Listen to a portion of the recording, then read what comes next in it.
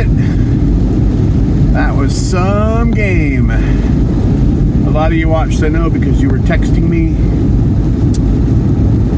dropping comments on videos. Thank you very much.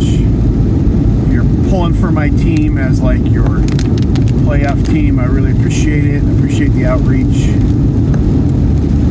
A berth in the ALCS. That's their fourth.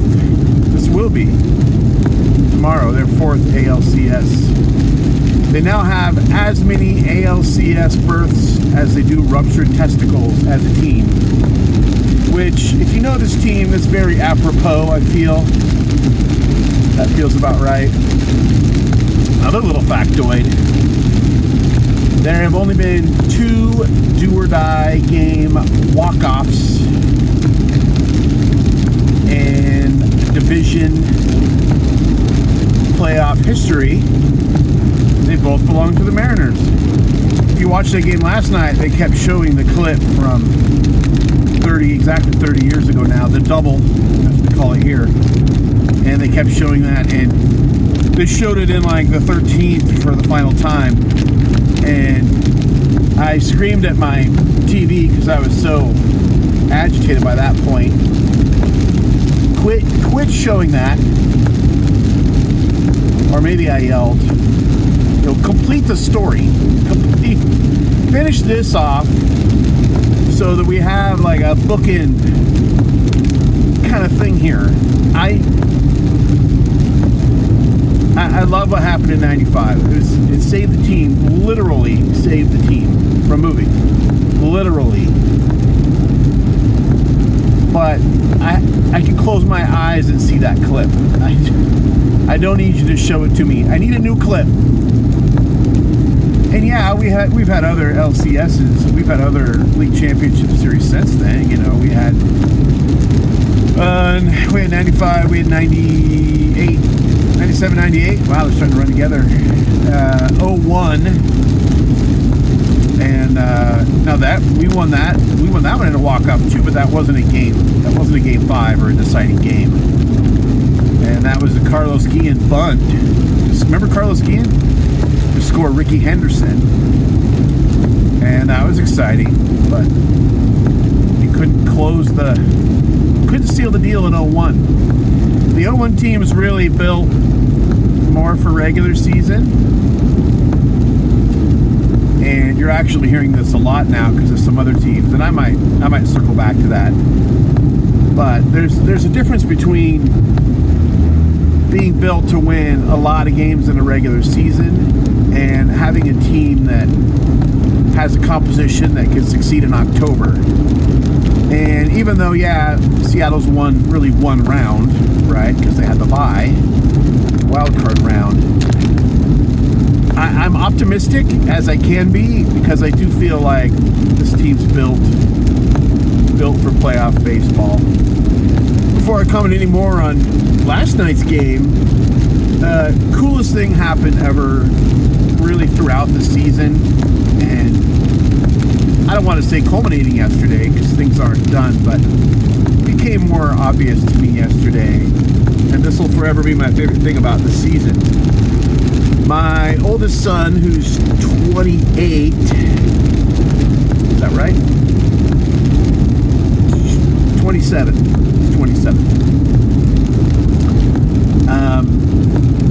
You know, when my boys were younger, I tried so hard to get them like into baseball and interested into baseball cards and all this stuff, and they were into cards for maybe a few months, and it never really took, you know, like they just didn't care. They cared about other stuff, and I learned to let go as a father and trying to make my kids like me, which was a very hard lesson.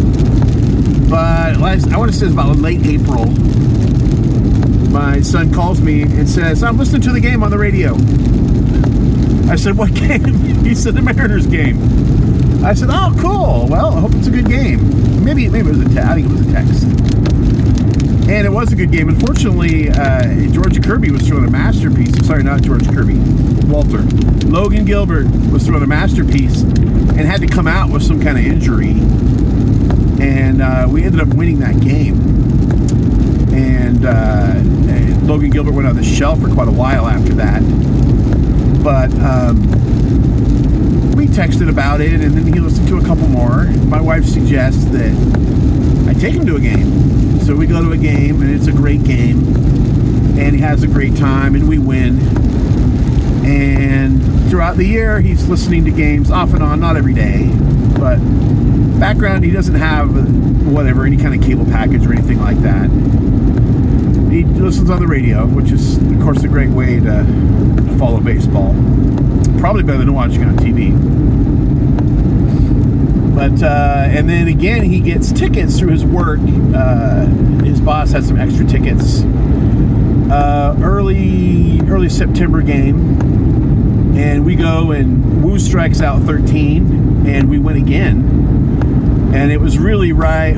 I think it was our 8th win in a row, and it was right when we started putting together a big push, and overtook the Astros and won the division, and pretty much right before we swept the Astros, and it was a great thing. And so last night, he's texting me along with everybody else, my brother, my cousin, my niece was at the game. And some of you were texting me, and it was just the coolest thing to have him in, like, kind of the baseball circle now. And I don't know that he'll ever become a super fan, but, he's got a favorite player, Josh Naylor, which is a great player to have as a favorite player. And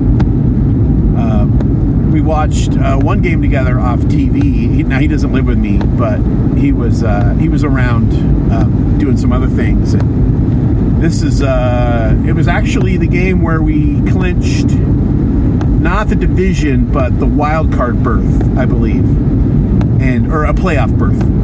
And Naylor had a huge hit in that game, and so that just solidified. Like, Naylor's my guy. Anyway, going down a rabbit hole here, but that's really the coolest thing about this season. And just texted him last night and everybody else, and I had a really tough teacher day at work, and on my way home, it was actually so bad that on my way home I was like, I don't care who wins the game, because I was just sort of in survival mode, as a person. And I knew that if I watched, at some point I would change my mind and care about who won it, which of course I did the whole time. But man, I know right before the series started, I talked about how nervous I was, and fittingly so.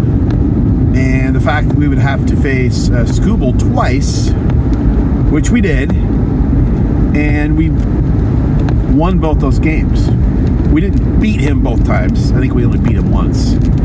But in 4 matches against Scooble this year, this team won all 4. So that's the kind of thing a playoff team does, is you keep yourself in these games until some magic can happen. You don't always want to wait 15 innings.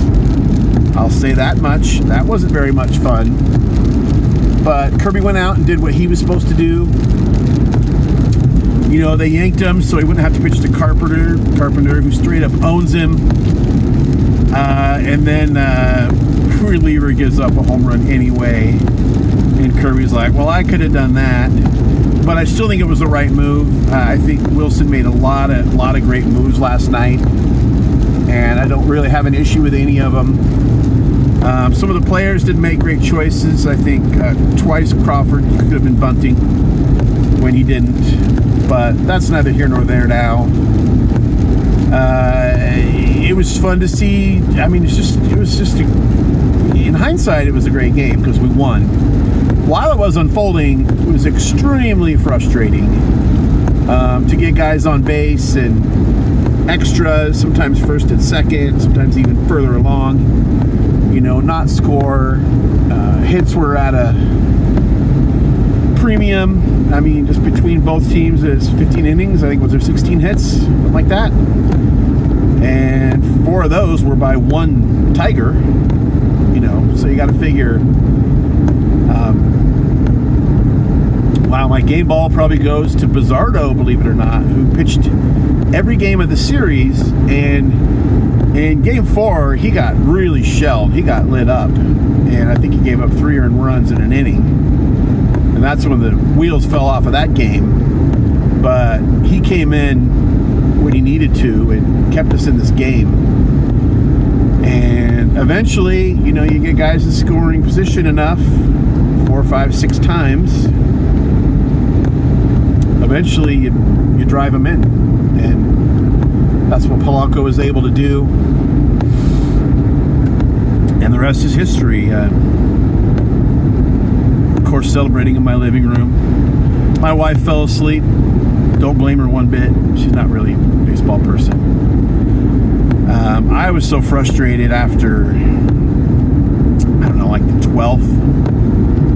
You know, mentally I was saying, you know, I don't care if you lose, just end this game, put me out of my misery. Of course I didn't mean that, of course not. But we survive another day.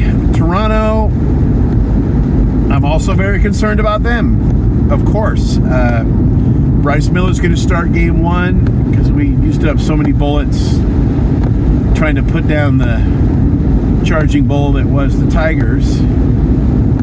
And you know, Miller led the team in ERA last year, by the way. He's not a slouch. He just missed so much time this year that his ERA is skewed because his spring training effectively were regular season games. So you see his ERA is for something. He must not be that good if you don't know who he is. Well, he's good. He's capable. But if he could somehow get us, you know, I don't know, through 6, and it's close, we'll have a shot. We'll have a shot. We're always going to have a shot if we get through 6 and it's close. Because, again, this team is built for the playoff. The bullpen, I don't think is great, but it's good. Our closer's great. He made me nervous when he came in the 8th yesterday and couldn't find the strike zone, but in the 9th, he was out there doing his thing, and you saw that if you watched the game. So, game 1, if we win, would be a major victory. But now in a 4-game series, you know, you can lose a game 1 and survive it. Particularly since, here's one thing that wasn't really talked about on TV broadcast, because it wasn't known till I think this morning or late last night. We're getting Brian Wu back, and he's our best pitcher. And if he can pitch like he pitched in the regular season,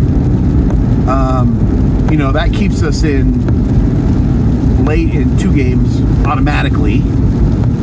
And that's not factoring in, you know, whatever Bryce Miller does. That's not factoring in Logan Gilbert. That's not factoring in George Kirby. That's not factoring in Luis Castillo. So we're in good shape, as good as we can be. But Toronto is also, they're another charging bull. So I don't know what else I could really say about that game. I just, if you watched it, you know it was, if you were rooting for the Mariners for whatever reason, it was really exciting. If you're a Tigers fan, it's heartbreaking. And at the end of the day, there's only one team that's not heartbroken at the end of the season. And I'm just grateful that my heartbreak or elation has been delayed a little bit. We know how to manage heartbreak here in the Pacific Northwest. We have these calloused hearts. But it feels good to be hopeful because it's not something I'm used to.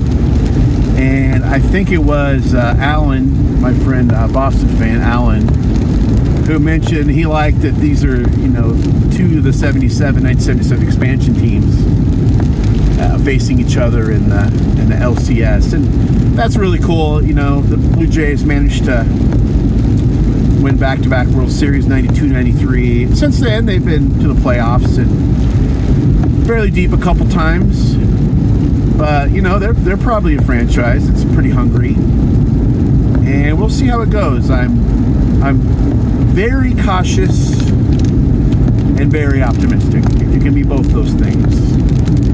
So So I did want to give a shout out, or just mention the New York series, the New York Blue Jays series. And I want to give you a little peek behind the curtain of a tried and true Yankee hater. Now, Yankees fans, don't click thumbs down just yet. I'm going to do this diplomatically.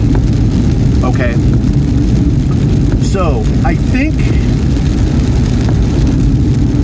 why there are so many people that dislike the Yankees, in part, is because they seem to get credit for what Mickey Mantle and Whitey Ford and Yogi Berra did. Or at the very least, what Bernie Williams and Derek Jeter and Jorge Posada did. Because every year, seemingly every year, you'll see preseason predictions. Who's going to be in the World Series?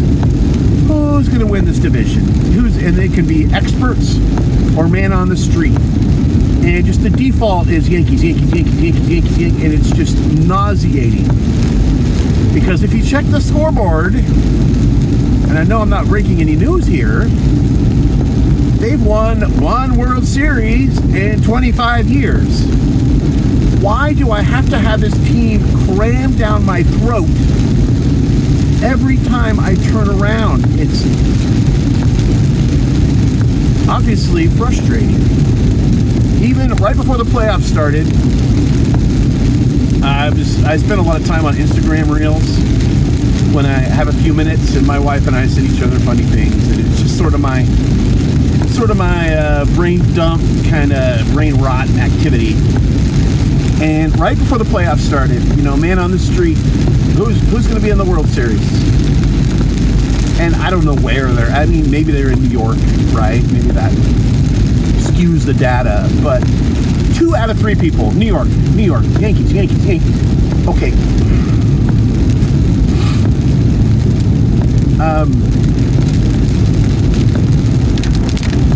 Buck Martinez got all sorts of flack. And I want to see, it felt like it was about late August, maybe, for saying Yankees are built for the regular season. If they don't hit the long ball, they don't win. They have fundamental problems. They have pitching depth problems. Yeah, on and on and on and on and on. And Buck Martinez is very smart. And of course, what did a lot of, at least public figure Yankee fans like Nick Turturro or whatever came out and called him names and, you're whatever, washed up, whatever. Insulted him. Well, he's completely right. And I wanted to give a shout out to Lonely Basement Baseball Cards, Keith. He did a video, I believe Friday. I watched it Friday morning. And he said it perfectly. I mean, the Yankees are good at winning in the regular season and getting to the playoffs. In the regular season, you can face some guys that should be in AAA. You can face somebody making their debut. You can face the back of someone's roster because they're coming off a long road trip and maybe a tough series against a different team. And you can sit on your heels and launch long ball after long ball and win baseball games. And that's what they do. But when you get into the playoffs, you're facing every team's best pitcher. And the chinks in the armor are exposed. And that's exactly what happens. It's exactly what happens. Now, do I have a right to criticize the Yankees as a Mariners fan? Again, as many ruptured testicles as ALCS births. Probably not. But why should I have to hear about how the Yankees are great and going to win the World Series every year when they do not do it and cannot do it because they're not equipped? Hey, that's my only rant. That's a fraction of why I'm a tried and true hater. And if you hit the thumbs down, I honestly don't care. That means nothing to me. I don't even really see those. I don't check. and I'm not ever going to be monetized and all this stuff. It doesn't affect me, but I got that off my chest. For now, at least for the rest of October and maybe hopefully early November, I don't know what the exact schedule is. I'm going to focus on the positive, the good vibes, as Gino would say, and it brings to the team. By the way, that's somebody I would like to see bust out of a slump in the LCS. Is Eugenio Suarez. He's done a couple things since we traded for him, but he's not the player he was when he was here before, and he's not the player he was in Arizona. So I'd like to see him at least bust out of his slump. Rosie's in a little bit of a slump. I would like to see that. I would like to see him bust out of that. I mean, everyone else is hot enough to keep us winning, I guess, because we are. So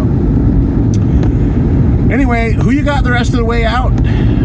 We got an NL deciding game tonight in a couple hours, so we'll see how that goes. Rooting for the Cubs in that one, mostly because I have Chicago friends. Shout out to Don't Talk to Robots.